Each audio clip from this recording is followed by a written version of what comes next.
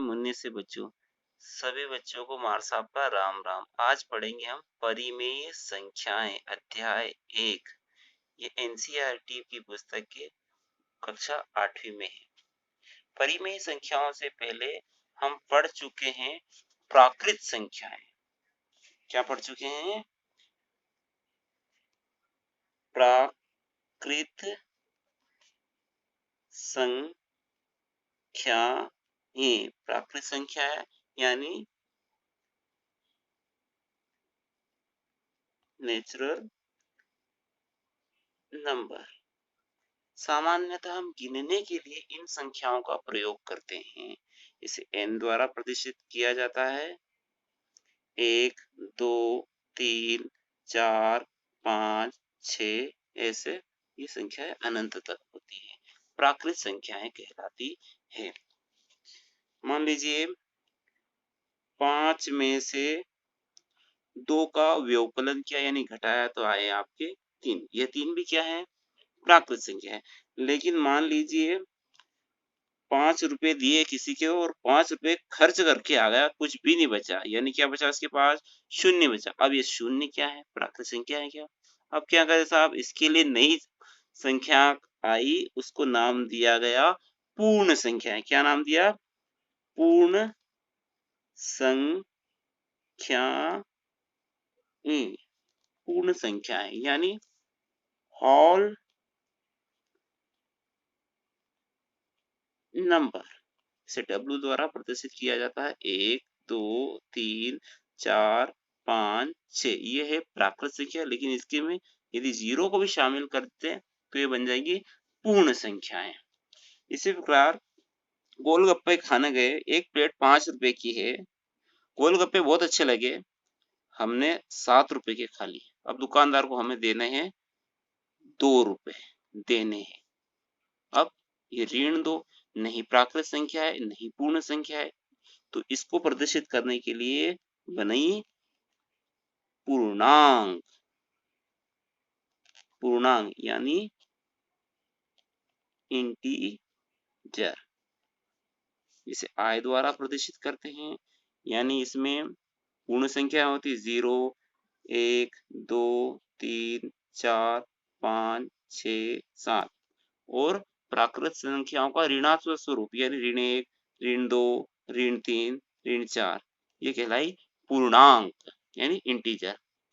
अब मान लीजिए 3 दोस्त पार्टी करते हैं, 100 रुपए एकत्रित किए उन्होंने, 300 रुपए हो गए।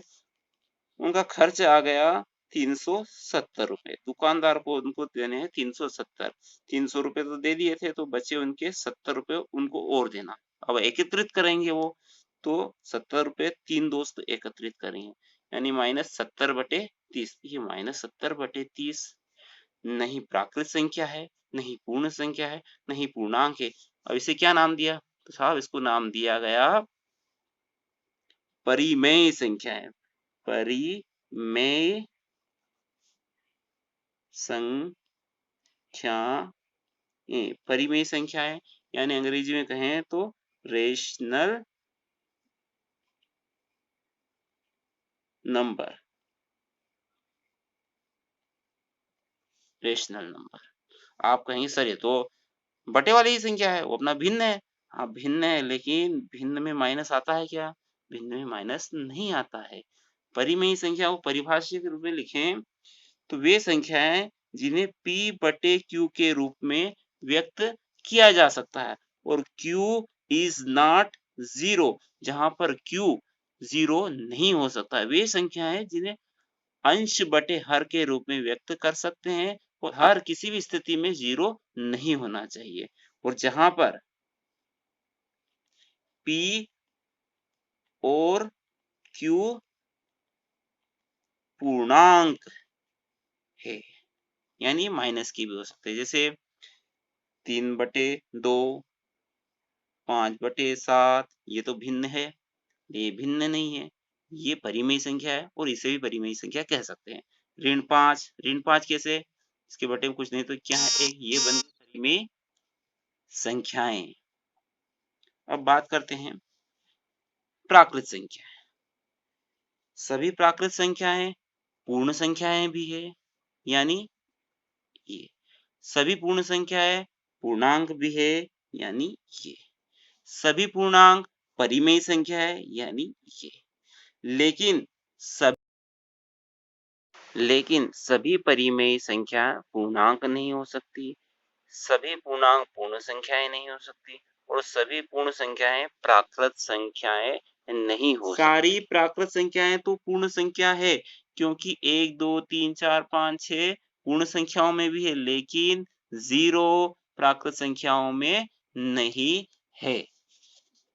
इसलिए हम कह सकते हैं कि सभी प्राकृत संख्याएं पूर्ण संख्या हो सकती है, लेकिन सभी पूर्ण संख्याएं प्राकृत संख्याएं नहीं हो सकती। बात कर रहे थे हम परिमेय संख्याओं की। बात कर रहे हैं हम परिमेय संख्याओं की।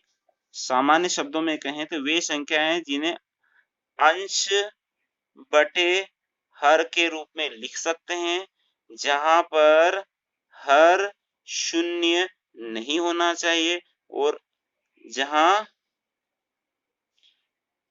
अंश व हर पूर्णांक है। हम पुनः कहें जिन संख्याओं को p बटे q के रूप में व्यक्त कर सकते हैं और q इज नॉट 0 जहाँ p q पूर्णांक है, उसी प्रकार हमने यह भी कह सकते हैं कि अंश बटे हर के रूप में व्यक्त कर सकते हैं और हर शून्य नहीं होना चाहिए, अंश और हर जहाँ पूर्णांक है, परिमेय संख्याएं कहलाती है। परिमेय संख्याओं के गुण धर्म और इनकी संक्रियाओं के बारे में अगले भाग में हम पढ़ेंगे।